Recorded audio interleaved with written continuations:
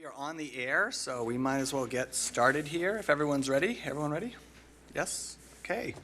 So it is Monday, November 21st, 2022. Let's call the school committee business meeting to order. Mrs. Kennedy, will you call the roll, please? Mayor Reardon. I'm here. Ms. Hall. Here. Ms. Walker. Present. Mr. Menon. Here. Mr. Cole. Here. Mr. Callahan. Here. Ms. Higgins. Here. Brianna just snuck in. Yes. Time noted. Can we stand for the Pledge of Allegiance, please?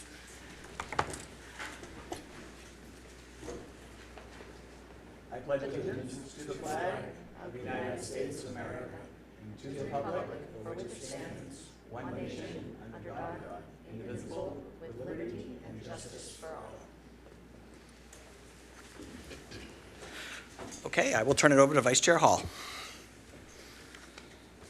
Do we have anyone here for public comment this evening?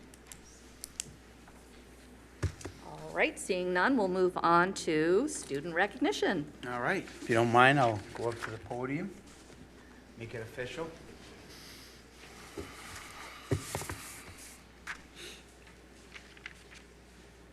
All right.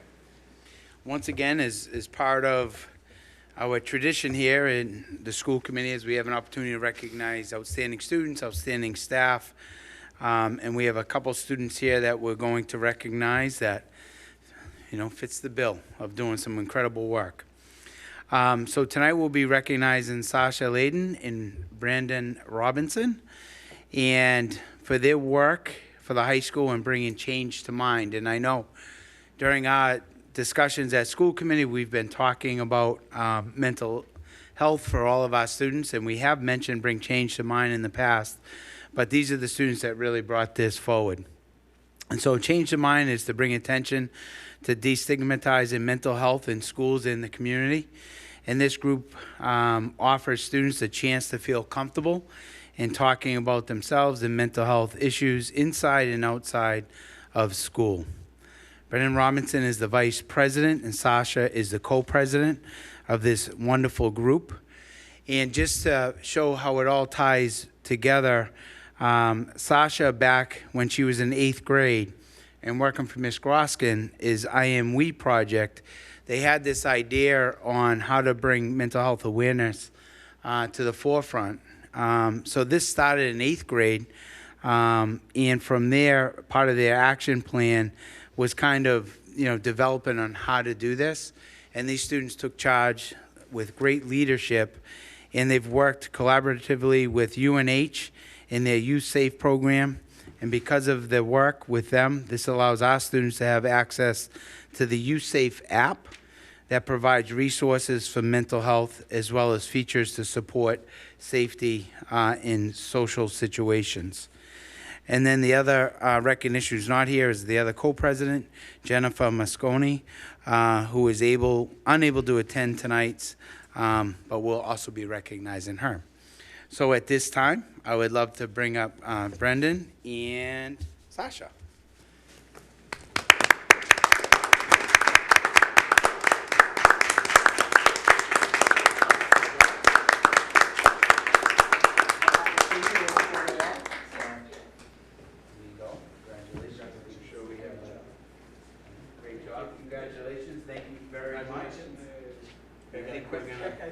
Wow, look at all the paparazzi. Get in there. Thank you.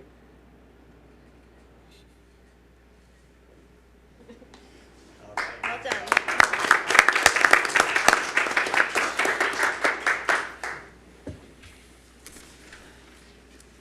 Thank you. Thank you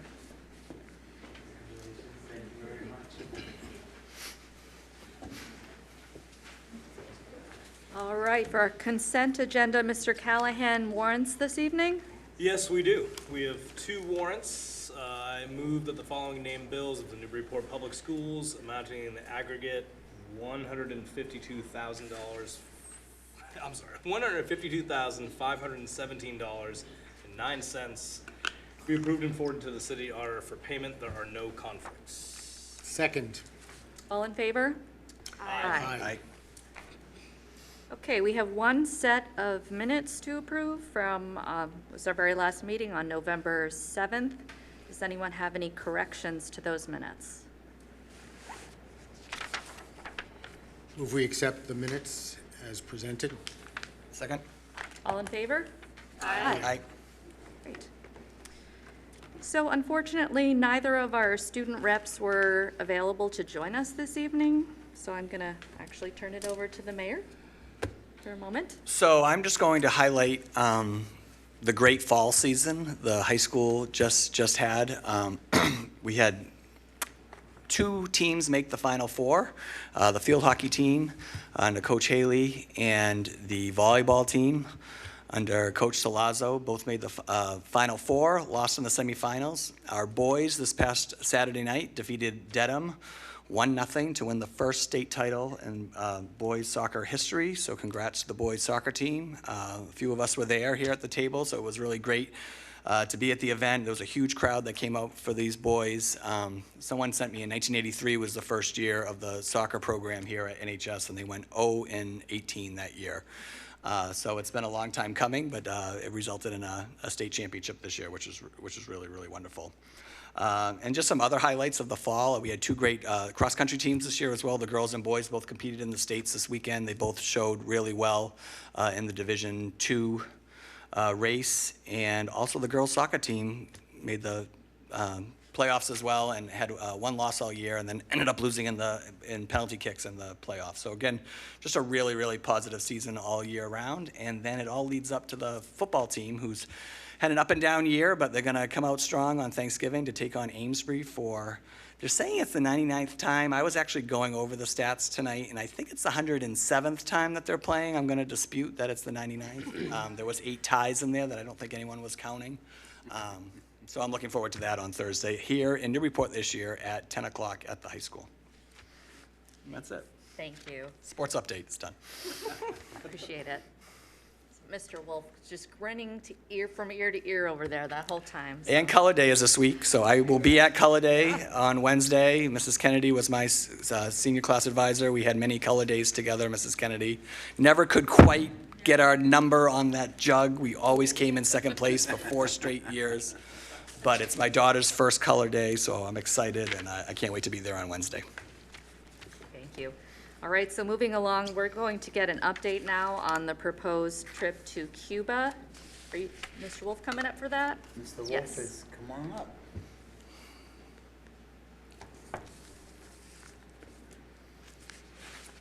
Welcome back. Thanks for having me again. And first, before I just go over the logistics of the trip, I do want to say thank you for voting for the approval last time in terms of allowing Ms. McConey to go ahead and try to solicit interest in the trip, recognizing that we were trying to do that before moving forward, but that allowed us to secure the school vacation week in 2024. So the trip is locked in, or we have right now, pending the school committee approval. It would be April 13th through the 21st in 2024, and again, using EF Educational Tours. And the cost per student is $4,479, which includes the travel insurance, transportation, lodging, entry fees, and 3 meals a day.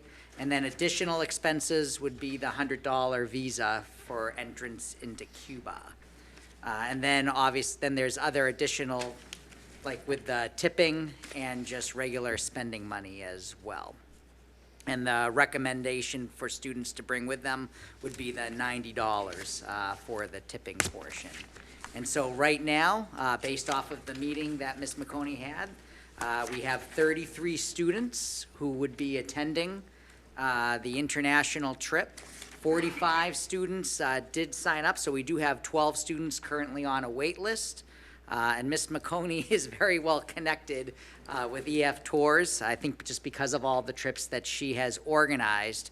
For the students who are on the wait list, they are potentially going to run a second Cuba tour that would be with another school that has lesser numbers, but then some of our staff would attend. So hopefully those 12 students could be accommodated for in the future as well, because it is kind of a unique type of opportunity to go to visit Cuba. And so that is the trip. There are A any question about questions? those additional students, so you're saying they would go at a different time? There's no way they could be added on? It really depends on whether or not the 33 who are in on the trip, if some of them drop out, then the students who are on the wait list would be able to go on the trip that happens in the spring. And So 33 is a correct, hard that's our limit. hard Okay, number. all right. And then the dates, Aileen does have the dates here for that additional trip, which would be either July 9th the week of July 9th in 2024, or June 29th, the week of June 29th in 2024. Any other questions for Mr. Wolf or Ms. Walker? Yeah, thanks. I just, what are the plans for fundraising? Is it being done through the International Cultural Club and? Correct. Normal fundraising activities? Normal fundraising, and then for students who do need financial assistance, so we have sources to be able to support them as well. Okay, any additional questions? Just a comment, I think that it's a great trip. I've always appreciated these international trips with the kids. I'd love to have them come back in and just tell us Definitely. about what's going on. And I wish I was chaperoning. My grandfather lived in Cuba for 7 years, ran a furniture factory there in the 30s. That's very cool. So, Anyone else? Okay, I'll make a motion that we approve the trip to Cuba for April 13th to the 21st, 2024 is what we're talking about. Second? Discussion? Just add that I think it meets all of our criteria for our policy related to student overnight and late night travel, and I'm very excited to see these opportunities being made available to students, but obviously want to make sure that as many people can participate as possible, and I think the school does a good job of trying to make sure that happens, so appreciate that. But if people are interested in donating, they can donate a check to the school to support this program and other programs like it, to support students going. Thank you. Any other discussion? All in favor? Aye. Thank you. All right, thank you very much. Thank you, Principal Wolf. I will see you Wednesday. you don't have to. 4 signatures is what we do. So, but you can. All right, up next, we have the new Newburyport Yeah, you District can sign for app. Are you ready? Goes back to Mrs. Kennedy. Furlong? at the end of that. Excited for this?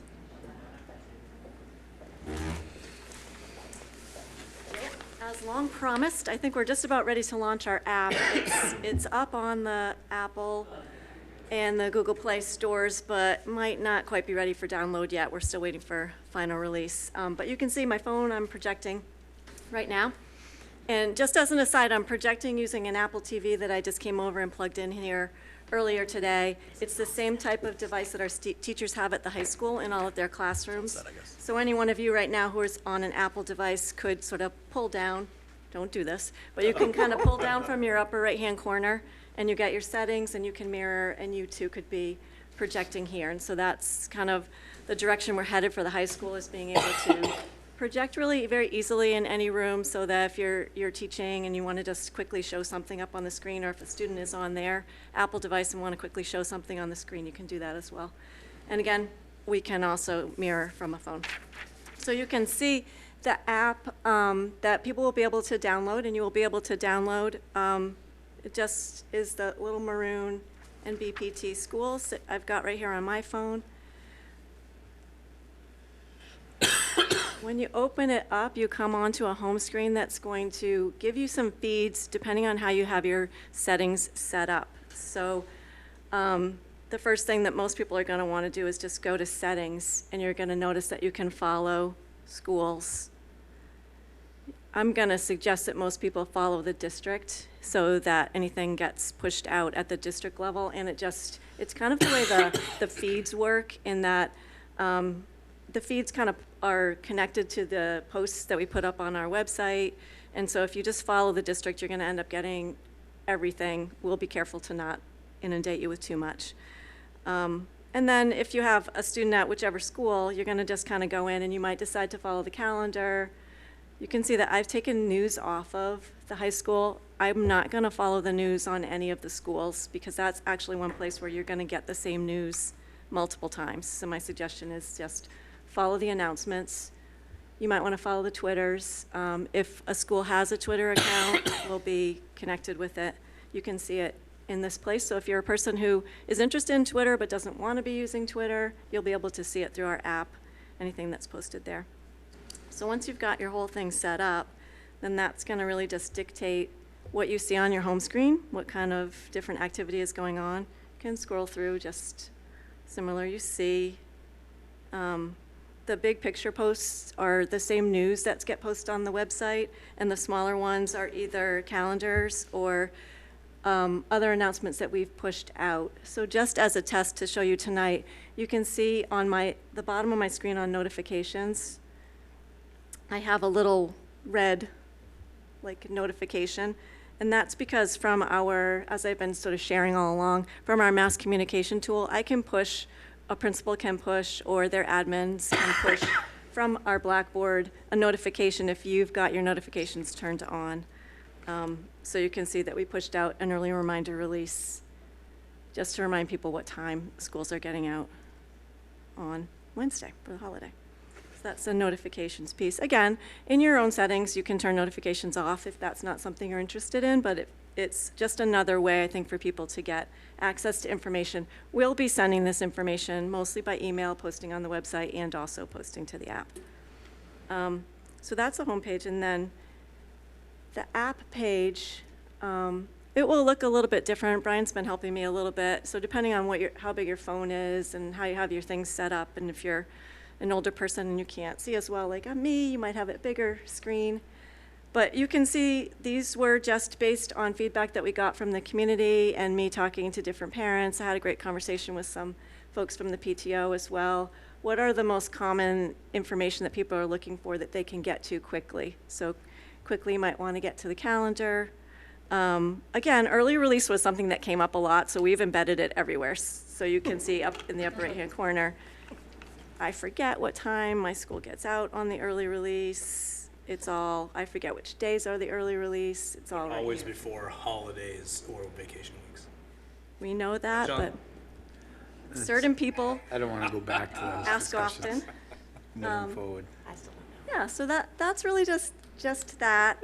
I think it functions very simply. It's something that we could continue to add apps if we want to. We probably don't want to move things around too much. People get used to what things look like and where they're going to be, but if we wanted to add a few more apps, we have the NEF here.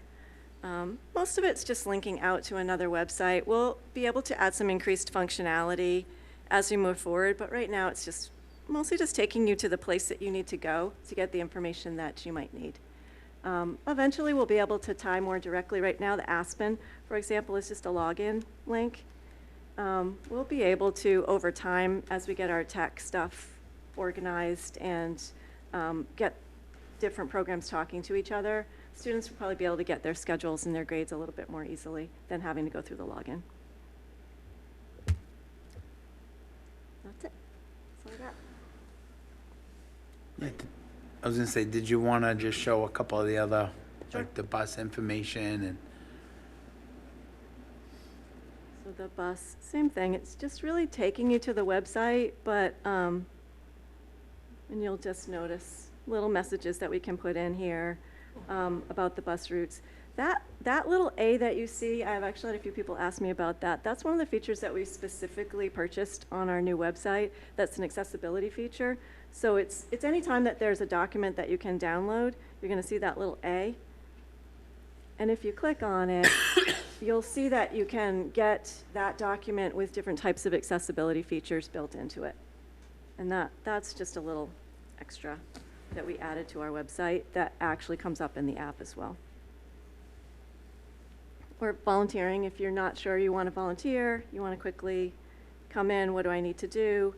Here's your information on the Cori check, here's your information on the fingerprinting, and again, any forms you might need to do that as well.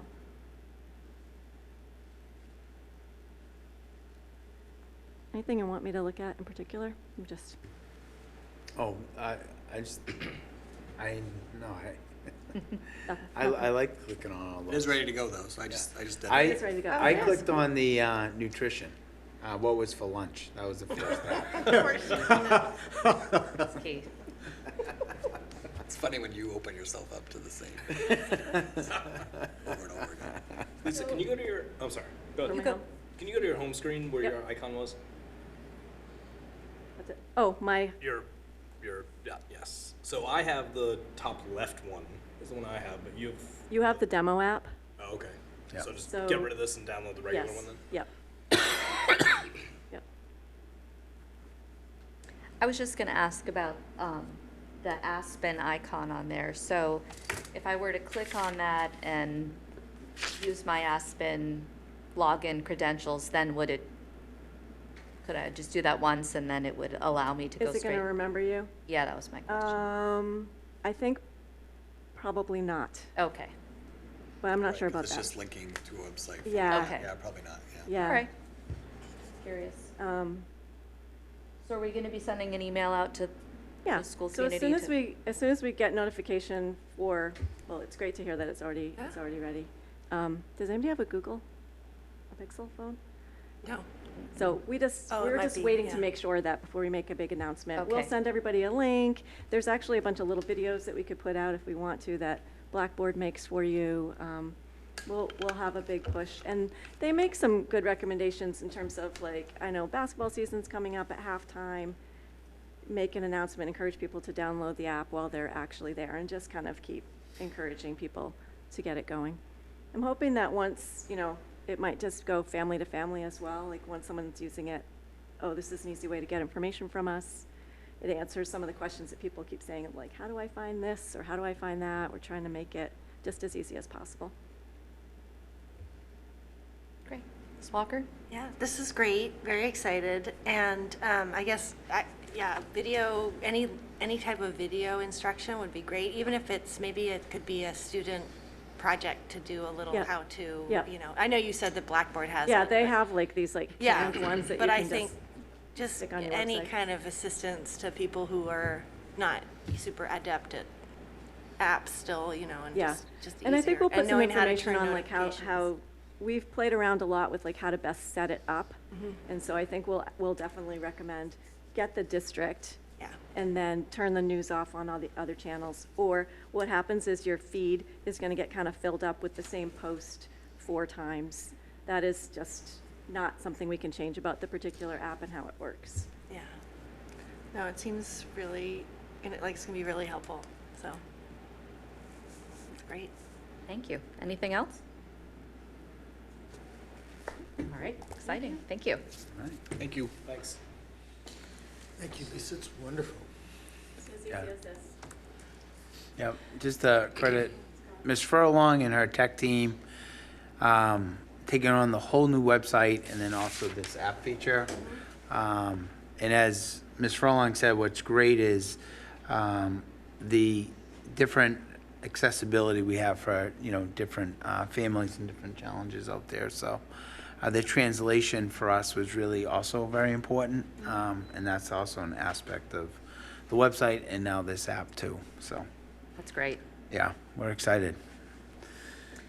Okay, so we're up to the grant procurement process manual. Yeah, so this is just best practice and from DESE regarding a uniformed grant guidance.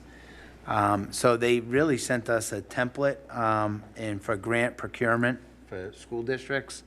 So we had obviously adopted their grant procurement, added our Newburyport information, and just wanted to share that. And it doesn't say a possible vote on this, but it might not be a bad piece to make sure that we're all in agreement like this. We're going to follow the DESE guidelines regarding grant procurement. So I'm not sure if you have to make a motion to do a possible vote on accepting the DESE guideline. What do you think, Ms. Walker? Well, I mean, this isn't really a policy-related matter. I think it's up to the school committee. It's just how our agenda is listed. I personally don't have an objection, but I think it's up to the body. Yeah, I think the proper form would be to have a motion to waive our readings so that we can approve this, which I'm happy to make.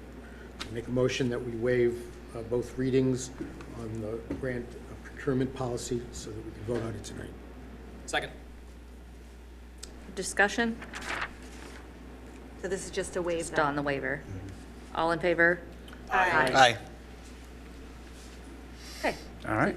Want to tell us a little bit more about it? Yeah, so this was, it's just all districts are encouraged to adopt the grant procurement through DESE. So very similar to the city's grant procurement. This is just an updated one, especially with the new ESSER funds and things coming in from the state. So that's pretty much it. I will admit I didn't read the entire thing. Oh. I don't know if anyone wants to say that they did read the entire thing. Yeah, I had a question about something on page 14. I did have a clarification question. My understanding is this is a procedural guidance that we can approve, but that it's not a policy. It's not going to be rolled into our policies. It's just No, something you right. guys do to make sure you're compliant with state requirements. Correct. So I scanned through it. I did not read it cover to cover, particularly because it's based on DESE language. Correct. I guess the only question I would have is, does it have any, do we need to be concerned about any potential conflicts with any of our policies? I did not do a thorough review to see that, but I would say that's something we can certainly resolve during our audit of the policies if there is things that somehow we have to correct, but I don't see any obvious conflicts. No, it's really just a formality. Yeah. That all grants that come into the system that we're following the DESE guidelines. Anything else? Mr. Colwell, you stepped out. We did vote just to waive the rules to vote on this updated policy. So if there's, Make a motion that we vote to support, approve the draft, current draft district application, current grant procurement process manual. Second? discussion? All in favor? Aye. Thank you. All right, up next, we're going to have a discussion about reinstating the curriculum subcommittee. I put possible vote here in case we needed it. That's part of the discussion, perhaps. I'm just going to give a little background, and then I'd love to get input from everyone, where we've been, where we're at, where we'd like to go with this. So it is in our policy handbook that we have a curriculum subcommittee, and in the past we did. My understanding is that about 4 or 5 years ago, that was disbanded for a variety of reasons, it not being particularly effective at the time, and the fact that we don't have oversight of the curriculum. It was just put to the side, and then when, I'm sure I'm leaving some holes in here, so I'm counting on other people to fill this in, but in summer of 2021, Lisa Maria Polito came on board as our new assistant superintendent, and she created an ad hoc version of the curriculum committee called CISL, Curriculum Instruction and Student Life. So that's been going strong for over a year now.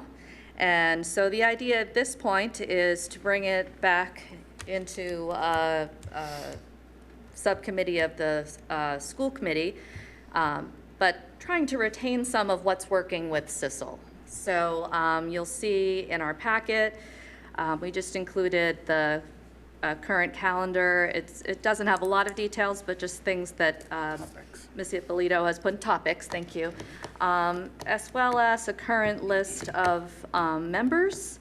I do appreciate the collaborative approach here, where we do have staff members and students represented on CISL. I think that's something we could continue as a school committee. So I would recommend that we retain what's in place for the remainder of the year, as far as people who've been assigned to be a part of it would be invited to remain, and keep those topics, but then maybe flesh it out so that the school committee can have some oversight as far as being aware of any updates to curriculum, as well as effectiveness of new programs, so that we're informed in the budget process. Mayor, would you like to weigh in? Well, I mean, I'd like to hear from everybody else. So, I mean, so this is 1, 2, 3, 4, 5, 6, 7, 8, 9. So 9. I'm envisioning having 3 school committee members on it starting in January. So is that too many people to have around the table, or does everyone feel like comfortable with that? I think if there was anything you'd have to vote on out of the subcommittee, obviously only the school committee members would vote on that. No, I mean, I like the idea of having, the group seems like a good group to have around a table talking about, curriculum and instruction issues in all of our schools. But I mean, I'd love to hear from everybody else. Ms. Walker? Yeah, I do support having the curriculum as part of one of the committees of the school committee. I think it doesn't necessarily mean that there couldn't also be a parallel or similar type of committee that has more of a focus of what the CISL does. I guess the one thing I'd like to make sure is that we are clear about the role of this subcommittee related to curriculum and other things that currently fall under that CISL heading, and whether maybe there's some things that aren't appropriate for a school committee, subcommittee to necessarily be overseeing. Again, I think the goal here is not to get into the micromanagement of curriculum day-to-day decisions, because that's not the role of the school committee. It's more to understand overall policy related to curriculum and general decisions at the macro level for the district as a whole. So, whether that means that we need to somehow limit the membership of the school committee, subcommittee, and still have, advisees or a parallel effort, it's, I guess I'm open to that conversation too. Just looking at our guidance on committees for the school committee, I think the key difference here is that a school committee, which is weird, is appointed by, the mayor in terms of the subcommittee chair and the members. Members can include school committee members as well as residents and staff members as appropriate. So it's not like it's restricted just to school committee members. And the difference, to an ad hoc or advisory is that it's more staff-based typically. I do support this. I think it's helpful for the school committee to have a role in this, and it's not to take that role away from staff, but actually to be a support. And I think when we bring it into the purview or have a committee, a designated committee of the school committee, it shows that, we are part of the same team here, and that we're not looking the staff to make all the tough decisions without our collaboration and support, and we can be a partnership, and that I think it would help, is my hope. But I'm open to hearing from staff too about whether that's true. Mr. Menon? Yeah, I have had experience with both this being a subcommittee, the school committee, and being a district ad hoc committee. And my feeling is that based on our experience, when the school committee is sitting on a committee,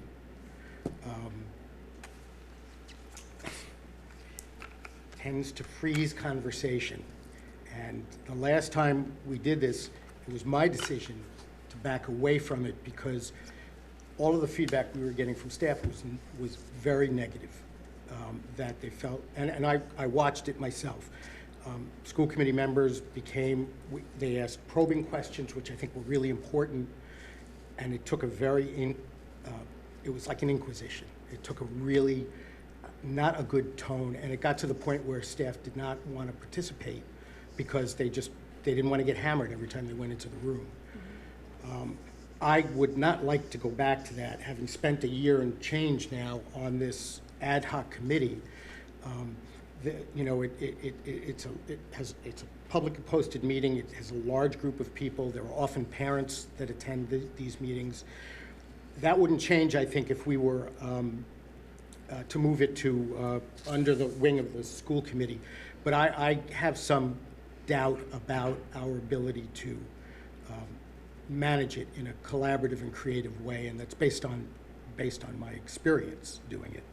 So I think that what we've got is really good. I'm really pleased with the topics. I'm really pleased with the creativity and the collaboration and the ideas.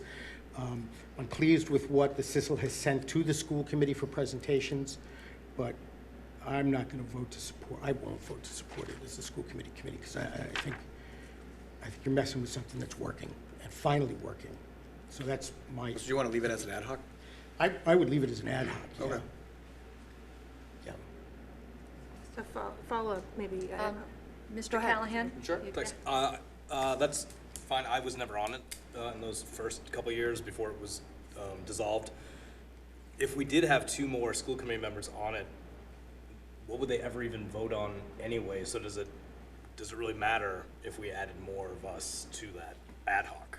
Is there an advantage to it at all? We couldn't vote on anything. I'm not sure it would be for voting. I was thinking more in terms of the school committee chair partnering with Ms. Ippolito on agenda setting so that we could have a voice in The what's being committee chair in general, so covered. the vice chair or the mayor being part of the thing, or the CISL chair? Whoever's Chair assigned, of this. Okay. Right, Oh, okay, the whoever's CISL chair. assigned to be the chair of the curriculum subcommittee could then collaborate with Ms. Ippolito, much like you do with Mr. Littlehill for FinCom. That's sort of how I'm envisioning it, so that One of we my have. favorite days of the month. Absolutely, right? So then we have more input into what's being okay. discussed and presented. Thank you. That's what I was thinking. Yeah, just a point of Yeah. information. Currently, Ms. Ippolito chairs it, and I was asked to co-chair it as part of the ad hoc group. So I have had that role in terms of information setting and then redirecting stuff back to the school committee. So that's how it Okay. currently works. So you're saying that we could have that benefit without it being a formal subcommittee? Yeah. Okay. Yeah, so Walker? I still continue, I mean, I appreciate, and I think what Member Menon is bringing up is that, you know, ultimately, these situations are driven by the personalities involved. And so, yes, occasionally there's a, you know, there might be a future situation where the, you know, school committee members are not as collaborative, or there's, you know, maybe some tension there, which is why I would suggest that if there's a feeling that there's a need for a staff-led ad hoc, or just a group that's meets on curriculum every month and is more school-focused or district-focused, that I don't think there's a problem with that. I think I continue to see benefit for having the school committee have a curriculum-focused subcommittee that, to speak to the vice chair's point, where the school committee is really driving the agenda in collaboration with staff, but helping to formulate agendas maybe that are thinking about where we are throughout the year, and primarily around the budget, and also some of our sort of metrics that we're using to gauge our progress over time on our district-wide goals. I think there's a lot that the CISL discusses that maybe is good to know about, but isn't really central to what the school committee function is. And I think, you know, things I'm most interested in as a school committee member are related to, you know, our metrics, how we're gauging our success related to our strategic plan goals, and how that informs our budget. And I think, you know, it could be that our curriculum committee, like I said, is a little more focused than what the CISL is. Maybe doesn't meet every month. You know, maybe that committee meets on a quarterly basis or something. But again, is more determined by the chair of that and the staff versus just the staff. And at this point, you know, I get that there's a collaboration, Member Menon, between you and the assistant superintendent. So. Ms. Higgins? I had a couple of questions. Are there any, for the superintendent, are there any upcoming changes to the curriculum that you foresee at this point? The, like our overall curriculum? Yeah, the Yeah, curriculum choices. I think, as part of, I think our process, we always take a look at that. I don't have any specific, but I do know there's certain, programs that we're gonna probably discontinue, and then other programs that would be adding. Okay. Thank you. I think that helps, and I believe at this point I agree with Member Walker that some of these CISL conversations and topics are really important to have. I believe that the role of the school committee is really to have those kind of more systemic macro level conversations about how our curriculum is leading to our student outcomes and different progress measures, how those things are connected, and then how that informs the budget as a whole. So I guess I sort of see that a little bit more quarterly. I would love to get some of these presentations, which it sounds like you've already been doing. And at the same time, I think if there was to be a separate subcommittee meeting, it would be really helpful to have at least a couple of members of the staff join that on a volunteer basis. Maybe not as large as this, but at least a couple of members on a volunteer basis would be helpful. Anyone else want to weigh in? Mr. Cole? Thank Yeah. you. So, do we see this, the CISL, as a vehicle, if you will, to help identify priorities in a curriculum? Yeah, I think I think listening to the conversation, there could be a healthy blend of subcommittee, but also keeping together, I think, that collaboration of other stakeholders. In my previous district that I worked in, it was a very productive subcommittee of the school committee, but it also involved community members and students. So we would do a lot of the pieces of that subcommittee in my previous district. It was, as Mr. Menon said, very informal. So you would have staff and student presentations, but some of the student handbooks, the program of studies, the approval of school improvement plans would go through the CISL committee for approval, and then those minutes are passed on to the committee of the whole. So that's how it was working. But I agree. I think that you really need other stakeholders as part of the school community to be as part of that committee. So, so I think there is a healthy blend. So when and also curriculum review and things of that nature would also be part of, in my past experience, where I've seen a subcommittee of the school committee work as a principal, I saw those things very positive. You know, and when you got to present, you would ask, you know, is it the committee of the whole or the CISL? And people, oh, you're presenting at CISL. It was a relief, because sometimes when you're on TV and things like that, it can get nerve-wracking for some of the educators. So I do see if it is, you know, as we move forward and have maybe more discussion, that a healthy blend of different stakeholders within the school community, along with school committee members, it can be a very productive subcommittee. So would you see that blend, if you will, articulate priorities? Because, right. you know, I know that we like to have the strategic plan drive everything, but there also has to be some priorities identified that, you know, that we may need to articulate to get support of, whether it be from city council, whether it be from the community at large. Yeah, I do, and I think the school improvement plan presentations ties directly, it will tie directly to our strategic plan.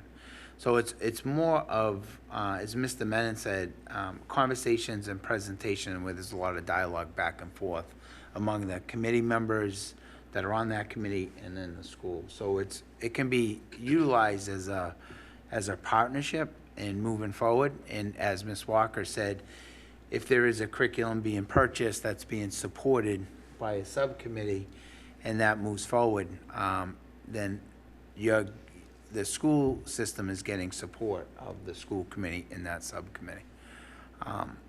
So I think you're talking a lot about curriculum instruction and student life, a lot of these great things that are happening.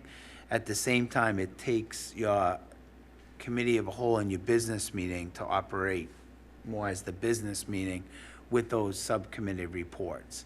So if there was a great presentation that was seen at the, let's say, the CISL meeting subcommittee, then that could, you know, the chair of the school committee say, you know, that was a great report on internal assessment data at the Bresnahan. Would you be willing to bring it to the committee of the whole? So I do think there's ways of having a healthy blend of both and being a very effective subcommittee. But I'm just used to my own, as Mr. Menon said, he had different experiences here in Newburyport. I've seen a subcommittee work in another district, you know, is very beneficial. And keeping everybody informed on the current happenings. And it's open, so like other school committee members could attend those nights too. I mean, it's, you know, so. Yeah. So maybe it's more discussions and kind of, you know, fleshing things out. Yeah, I mean, I think there's a lot of potential here. You know, I think, we had the curriculum subcommittee when I first came on board. We didn't have it long after you came on board, right? And then we just had a couple years where we weren't really analyzing data publicly. You know, what are our adoption cycles? You know, do we have something coming up? And these are major purchases typically for districts, and I don't think we've really been part of that process before. I think we've kind of seen it in the budget, and I think having this, it would really vet and help us analyze as a school committee, you know, what we're currently doing, look at the data. You know, we're going to adopt a K6, K8 math program. This is the reasons why. Not that we'd be involved in the adoption process, but I think that would help us better inform us once we go through the budget process, you know, why we're deciding to make this pretty sizable commitment curriculum-wise. So, I mean, I like those aspects to it, but I get what Member Menon's saying too. It really has to be managed the right way because it can turn into, you know, why are you doing this, why are you doing that? Right. Opposed to having just a collaborative conversation. All right, this is what the data is showing us in the district. These are our options. Or even once we've adopted that program, you know, to follow that along and see if, you know, see what kind of impact it's making, and then, you know, assessing what we're doing across the board. So, Ms. Walker? Yeah, I think what I would like to see, you know, maybe we don't vote tonight. I don't know what the anticipated decision was tonight, but, you know, I think we all agree that it would be nice to have better definition of our committees generally. And so, you know, I feel like we could work on being very specific about what we expect of a curriculum subcommittee, and maybe in that, you know, maybe in outlining that specific objectives, maybe we get as detailed as we anticipate quarterly meetings to review such and such. And that the other part of it could be still carried by the CISL, and it could have a little bit more of an informal feel to it.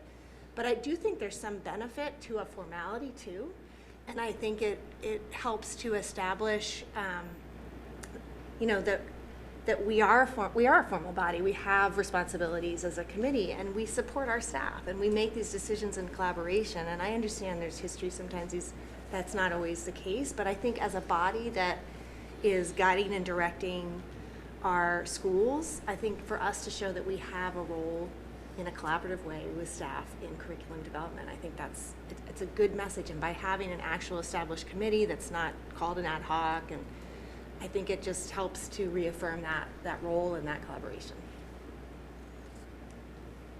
Mr. Menon? Yeah, and the flavor of this committee was very much, the current CISL committee is very much that it's an interface between the community and the district. And that is not something that this school committee traditionally has done very effectively or well at all. The strategic plan process was an example of that. Both strategic plan processes fully engage the community. But on a day-to-day basis, the feedback we're getting is either from emails or people coming in and giving us, you know, public comments. This committee, when parents are there, when students are there, it really becomes a conversation, and I would hate to lose that for the sake of formality, for the, you know, I just don't want to lose that, because that's tremendously valuable, and it's one of the few places where it's happening in the district. So I guess a question I have, and since Ms. Ippolito isn't here, I'll direct this to you, but would it make more sense to have a curriculum subcommittee that replaces the existing CISL ad hoc? Or do you think it would be more effective to have two separate? Oh, I think, I think it would be a healthy blend of bringing in, you know, I think the concept of what we have, and then also adding another school committee to make it, you know, a subcommittee. And then you can continue, you know, working through the topics and the agenda. And then my recommendation would be probably to bring it back down to policy, to look at what the subcommittee will look like, and then what we're gonna oversee. And there are certain examples in some other districts that have done it successfully. So I think that would be, you know, as I said, in my past experience, that subcommittee was operating for a long time, and it was a very, as Mr. Menon said, it was a collaborative effort, but it was also a subcommittee of the school committee. So there were some aspects of some formal business, like the approval of student handbooks, as I said, the program of studies, things of that nature that would be voted on and then brought to the, you know, the school committee business and committee of the whole. So I have had nothing but positive experience with having that type of committee. But I do agree, if you're looking to bring students and principals to do presentations, and it should have that collaborative flavor and not necessarily So just to clarify, you think we could take our existing CISL ad hoc model and roll it into official curriculum subcommittee? Obviously with some revisions, but revisions and having some policy guidelines. I think that makes more sense than trying to run two separate groups. That Correct, seems because less you have the same efficient. people would be. Right. And then that would give the mayor time, you know, we could work on what it's gonna look like, so when he's appointing, you know, the new members to these committees, then we'll have something that's ready to go. Other thoughts? Yeah, I'm comfortable with it going to policy. I would love to have a seat at that table for this conversation, but I'm comfortable with it going that way. Can I just, I think, I don't mind it coming to policy, but I do want to make sure it's like, I want to hear from Mr. Menon further.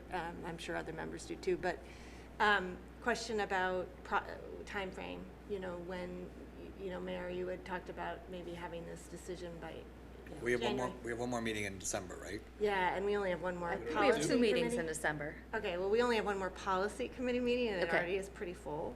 So I just want to make sure that, you know, I just want to understand timing, if you want us to give us a recommendation back to you. Yeah, I mean, I don't see any problem with the CISL continuing as it is for the first couple For of months now. of next year till the report comes back from policy Yeah. with. I mean, I wouldn't mind looking at keeping CISL exactly the way it is, but then also having a quarterly meeting with not necessarily a different group, but maybe that's 3 school committee members, Tom Abrams, Lisa Ippolito, and maybe 2 parents that could submit, and then we okay. put them on this for our quarterly meetings, but keeping that same group together. I mean, I just threw that together, but, I mean, that might be an idea too, so. Okay. Yeah, I like that, we could keep it Yeah. as is, but I mean, if we could talk about it in December, maybe it's not that complicated, and we have a meeting, and if we do have 2, I'm not sure if we have 2, but if we have 2, I know city council only has 1 meeting, in the month. We have 2 but- on our schedule. Yeah, I just think. So maybe in between there. And it could get, also, Mayor, this committee, since we're working on it now, you might not have to appoint right away in January until Yeah, we. right. So you do have some leeway. Right, we're also gonna have a meeting right off the bat in January too. so. Correct. Yeah, until, I mean, again, I'm happy to help. Yeah. You know, I think policy should issue a report. If we get that in February, then that's when we activate the committee if there's going to be any changes to it. So, yeah, it doesn't have to be done for January, our first meeting. I don't think there's anything in the bylaws that says the mayor can't appoint committees during the year. Okay. So we'll make a motion to refer it to policy?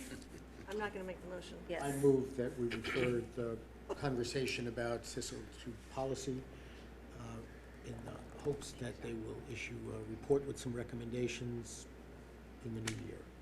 Bruce, can you? Can I repeat that? Yes, please. Oh, yeah, the folks at home probably didn't catch me either. I make a motion that we refer the conversation about the CISL subcommittee to policy for them to review history, review, have a conversation about what the committee should be made, how the committee should operate, and then make a report to the mayor and the school committee in the coming year with recommendations. Second? Discussion. Just a few points I just want to bring up. So I would welcome feedback before our next policy committee meeting, which is on the 12th of December, I believe. Understanding that we may not get to any kind of formal decision, but, and then, I think the two kind of models that we discussed tonight, which we can develop further, are either continuing basically as it is with some school committee membership involvement in a more pointed way, and/or forming a separate school committee that maybe meets on a more periodic basis and has a more honed-in focus. And then also, if there are any other models that people would like to, that they're aware of, they would like to bring to our attention, I think that would be helpful. And I think it would also be helpful to hear from staff sort of what they think works well with the CISL, some of the things that Member Menon brought up, and what you might be worried about, want to try to avoid. Sorry. So those are the things I'd appreciate if you have a chance before our next meeting. Great. Anything else? All in favor? Aye. Thank you.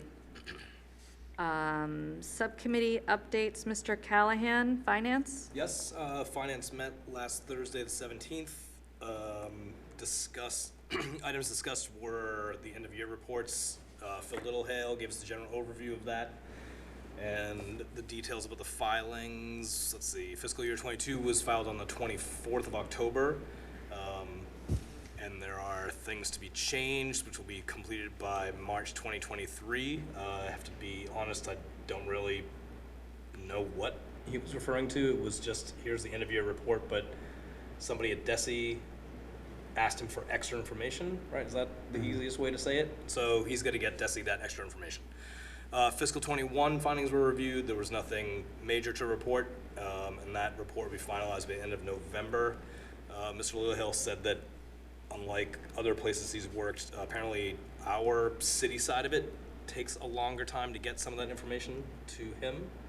So that's the reason for those delays. So it didn't really seem to be anything to discuss that much. One other item was at our joint meeting with the city council, there was a question about the Choice. choice, yes, but the presentation of the numbers in the report, our report compared to Ethan Manning's. And the answer is this. The balance provided by the city finance director was the June 30th, 2022 cash balance, which did not reflect the 6/30/22 accrued payroll expenses. Those are expenses incurred during fiscal year 22, but not yet paid as of 6/30/2022, and they get paid over the summer months. I think we've talked about this multiple times, right? The balance on the graph presented at the meeting with City Council reflects the accrued expenses and is the correct 6/30/22 balance. If anybody has any more questions, please call Mr. Littlehill. That'd be great. And then the last thing was athletics fundraisers. A hockey fundraiser came up, which didn't sit well with me, so we talked about forming an ad hoc committee, much like the transportation one, to go over that and discuss how we would like to see athletics fundraising work in the future. So that will be me running it, and I asked Mr. Cole if he'd be part of it, since he's part of the budget and finance right now. I spoke to Ms. Walker, because she was so great at the transportation ad hoc, but if anybody else would like to be part of another meeting, let me know. But we can't be a quorum, so Right. it'd be me and then up to 2 more, I guess. So you guys can just shoot me an email if you want to be part of it. But the thing about that is we want to think about the calendar there too, because if we're gonna have these meetings, and I hope they're very few, 2 of them, I think, talk about it, come up with our ideas, forward it to policy, then we all vote on it as the full group, with the mayor reassigning potentially people to different subcommittees as of our first meeting in January. I don't really know how to go about scheduling the ad hoc meetings with December right around the corner. So, any ideas for that? I mean, do you feel like it needs to start before the new year? I just want to do it because winter sports registration already started, so those teams may already be thinking of fundraisers to do. Right? Can you use Zoom? Yeah, it's not a matter of being in the same room. It's just time to get everybody available to do it before the mayor says you're on this, right? And then get it done in policy. I guess, I am interested in talking more about fundraising. I guess I'm also seeing that it informs and is informed by our budget process as well as our how we set fees generally, user fees. So I guess I'm trying to figure out, and I'm open to input from others, where it would be best to have this kind of conversation in our overall budget schedule. Is this something we're thinking about? I understand there's spring fundraising activities coming up. We do have a process right now for there's a mechanism now for us at least being aware of fundraising. It's just not, Yeah, we find out there's about no it after the approval. fact. We find out after. The approval is done through the coach, the AD, the principal, then Yeah, then it comes Sean's to school representative. But they're already, it's kind of like sometimes the EF trips, they're really kind of moving before we see it. I don't know, I mean, we can do the ad hoc thing as soon as anybody wants to, whoever wants to be part of it. It would be the 3 of us, Mr. Gallagher, and really that's about it, right? Phil, if he's around, but it's ad hoc, right? So it doesn't have to be super formal.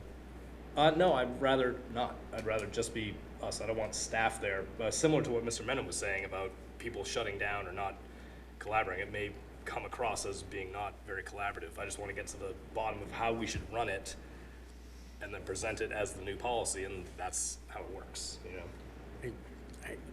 My comment is excluding the athletic director in a conversation about athletic fundraising doesn't feel very collaborative to me.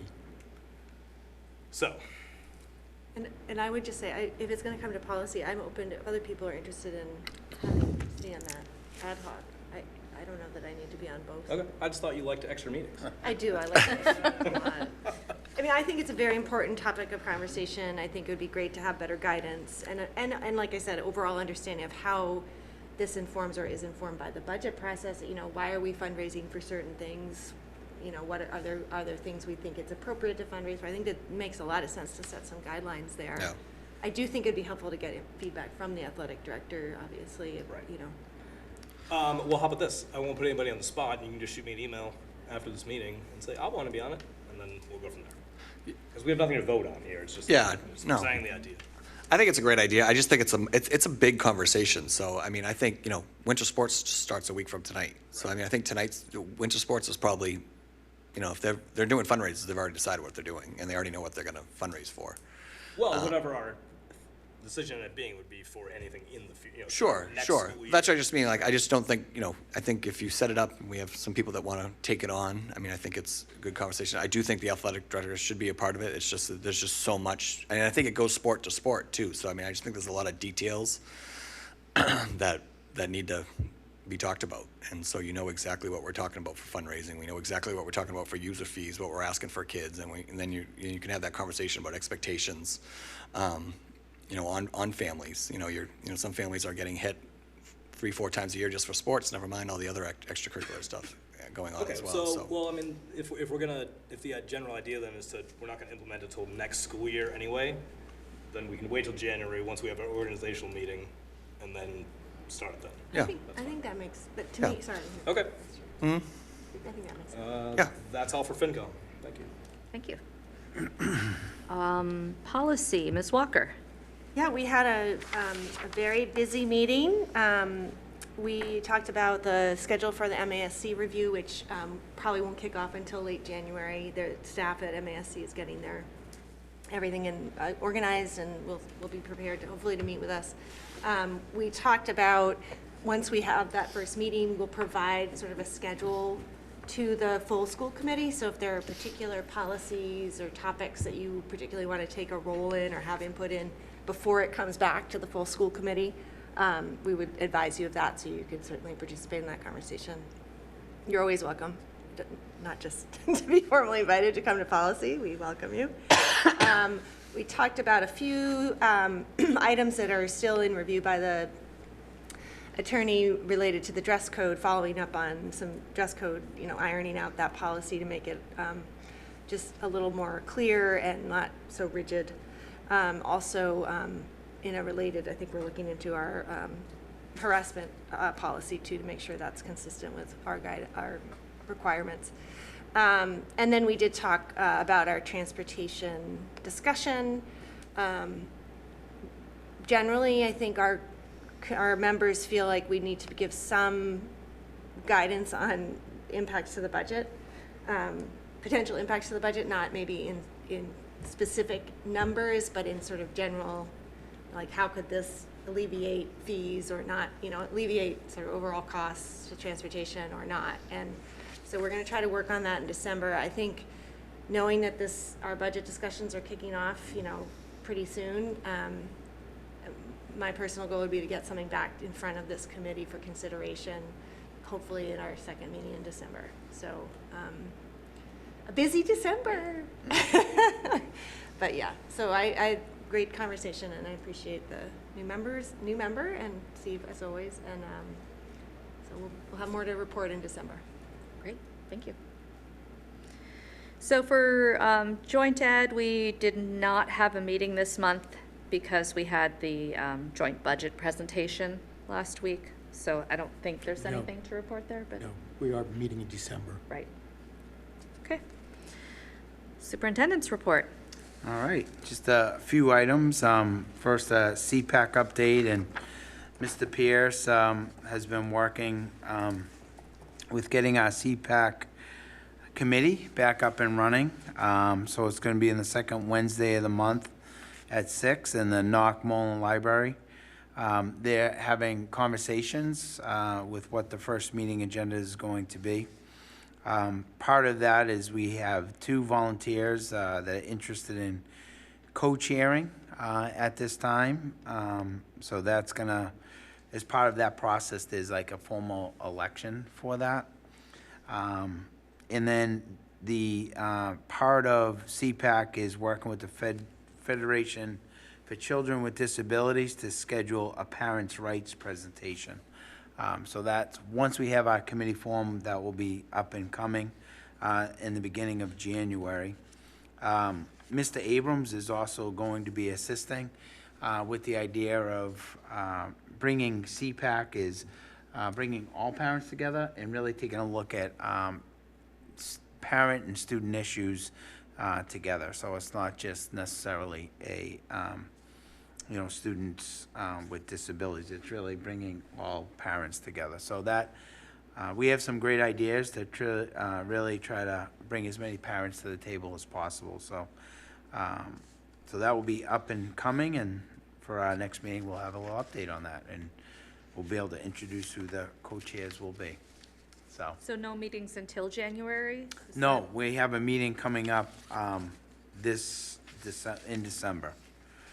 The first meeting is part of the CPAC.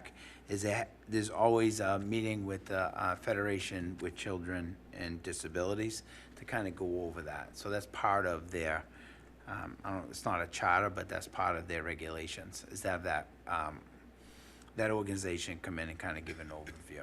So that'll be the first meeting in December? That's going to be, they're scheduled to come in on the 11th of January. So for that organization to come in, but our meeting is going to be the second Wednesday of December. So that's going to be the initial meeting at 6. And, okay, I want to make sure I have that, since for now, at least I'm the school committee rep in Ms. Spalding's place. Oh, okay. So, Yeah. all right, so second Wednesday, Knock Library at 6, Correct. and that would be voting on the officers and Yep, we'll kind of have an parents introduction. there, introduction. Okay. Yep, And then the meeting in January would be the one with the Federation doing their correct. presentation. Correct. And by then, we'll have an app for that. Right, Ms. Furlong? An app for everything. All right, thank you. She's writing that down now. It's part of, kind of exciting, and we don't have numbers, but we do have, working with Harriman Architects on the Integrated Arts project. So we had a 3-hour visioning session on Wednesday. It was a great meeting with the art team, and they had an opportunity to give the architects, first the architects went around the space, and then they just really had a breakout session with our art teachers and music teachers at the high school. So they got to really kind of vision on what's working and what's not working, and it was just an awesome opportunity, and I just want to thank AJ Smith, Casey McNulty, Sarah Ledbeater, Eileen McConey, Mary Rakowski, Steve Cohen, Lisa Zielinski, Stephanie Phillips, also Mr. Wolf, Ms. Furlong, and I got to attend. So it was just a great opportunity for the teachers to provide input on upgrading that whole integrated arts program. I had a question. When we got the tour, we talked about not only integrating the arts, but also finding new and encouraging new ways to integrate some of the other academics in the process. Correct. I just wonder how that conversation is going to take place. Yeah, so it's really taking a look, not only the upgrading of the integrated arts, but really working with our students when we tie back to the strategic plan, college and career readiness, having our students have the ability to communicate in a variety of ways. So by upgrading that space, it will give opportunities for the English teachers, history teachers to utilize, the way we see it, like a podcasting, the visual arts. It's all tied together. So this session of the visioning was with our art teachers themselves, but those conversations is expanding the arts into the content areas. We always talk about STEM, but it's really STEAM, in the sense science, technology, engineering, art, and math. So the art piece, the design, the innovation really stems from your arts. So it was really a great meeting. Remember, they also looked at the college and career space while we have the architects here to look at upgrading that area too. So we'll see. We'll see what the proposal comes back, and then we'll go from there. But this is, I think, a great process, especially a lot of the planning with the educators themselves. So they're excited. The other piece that I just want to touch base upon, because we are talking about enhancing a lot of different aspects of the high school, tying back to the college and career pathways, and then also back to our strategic plan. So we've been working for the past 2 months, as you all know, with a team of students, teachers, parents, administrators to review ongoing process and decision around the Apple device and a lease-to-own model that we'll be presenting to the community, especially at the high school. So we're still in the process of gathering feedback and answering questions. So we would like to present at the, either the next school committee meeting or the next one in December, kind of the presentation of where we're at and what we'd like to roll out for a lease-to-own investment for the high school families. So we're looking for that presentation to school committee, and then we're also going to set up some community presentations for the high school parents, and then also this 8th grade class who will be freshmen next year. So we're really excited. This is something that I think we started the process, if Mr. Callen and Mr. Menon remember, before COVID.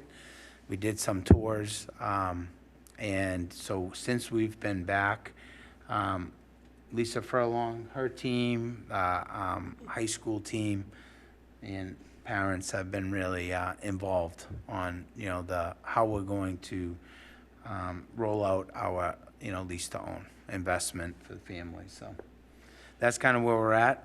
We're developing an FAQ that we're taking a lot of questions from parents, students, and developing answers to that. So that will also be part of the presentation that I will be providing to school committee. So we're really excited. We've done a lot of work, a lot of research, and we're, I think, at the point where we're ready to move forward. So, and that's it. I think that's all I have. Integrated Arts, CPAC. Great, thank you. That's all I have. That's all she wrote. So we can expect the Apple device presentation at the next meeting or possibly the one after? Possibly the one after. But definitely sometime in Correct. December? And I Okay. think we're also, because we were looking, I think in the past, we broke up MCAS presentation and then internal assessment data by kind of like secondary presentation and then elementary presentation. And I'm thinking maybe go back to that, because to have, I think, all schools presenting that whole night might, I think it'll be a long night for everybody. So we want to maybe split that up. So by splitting that up, that would allow us to give a technology update, I think, at that first meeting. Sounds good. So I'll work with the vice chair on the agendas. Sounds good. But I think people were very, at the last time we did our data presentations, I think the school committee members that were here really appreciated breaking it up for elementary focus and a secondary focus. So I think that's something we'll take a look at. Great, that sounds good. Any new business? I'll just mention, the NEF Lighthouse auction that took place on November 12th. Our own superintendent and Principal Wolf did a wonderful job emceeing the event. It was at City Hall. It was a lot of fun. I know committee member Callahan was there. I think he had a good time that night. Over $150,000 were raised, which was a new record for the NEF, $150,000. And Great. they haven't come out with the exact numbers yet, but it was their best night ever. And all that money will go right back into our schools. So thank you, NEF, for all your hard work. And I hope they have you back next year to MC. I think you did a great job. It was like the Academy Awards. You don't know if you're going to be asked back. Well, So. you know, we're still checking the ratings. And Mr. Wolf didn't slap me at this one, so that was good. So They did have to play the It's music. a always couple next times. year. they did have to play the music. So One other thing about that is half of the parents were new. Yeah, it was a great, a lot of parents with young kids who hadn't been in any NEF event before, so yeah, no, it was great. And I thought City Hall was a perfect venue for it. They really did a nice job putting it together, so yeah, I thought it was great all around. and just to follow up on the mayor, it's just the NEF is obviously been phenomenal for the schools, but this type of event, I think a lot of people participate in a lot of different ways, from the teachers, from the classroom gifts and the auction. I think there was so many, hundreds of people were involved in this, and it was just a great team effort, and just something to be, the community, our school community at large should just be very proud of. And I think when we rally together and there's a purpose and a focus on children and families, we can do some amazing things together. So I left there feeling pretty good, just about the event, so. And I didn't get to tell too many jokes, so I'm saving them for the next year. Wolfie catch you in line, so. Yeah, he did. He was all business, Mr. Wolf. I have a feeling you're going to be invited back next year. All right. Any other new business? Oh, yes. Ms. Walker. It's not really new business, but I think the tablecloths and the way we're sitting is just, keep me in mind that maybe remember it is Thanksgiving week. And I just wanted to say, just to kick off my Thanksgiving, what I'm thankful for, very appreciative of the staff and all that they've been through over the past number of years, particularly always thankful for them in general, and also all the families and their support, as the mayor, indicated. We have a really supportive community of our schools, and appreciative of that. And finally, I'm thankful for our school committee members. So, it's been a great year. Appreciate working with all of you. Can't believe it's been a year. Thank you, Ms. Walker. Say that every day. I'll just add one more thing. You know, we are talking about committee assignments for next year, so if there's something that you are particularly passionate about, and I don't really plan on changing a whole lot, but if you want to send me a private email and let me know your thoughts on committee assignments next year, I encourage you all to do that. Thank you. All right then, motion to adjourn. Second. All in favor? Oh, wait, you say so moved. So moved. Okay, so moved, and then who's the second? I so moved it, and then I seconded it, and then I tried to went back and so moved it. I'll second it, so so we can get out of here. Second, all in favor? Aye. Aye. Happy Thanksgiving, everybody. Go Clippers, beat Amesbury.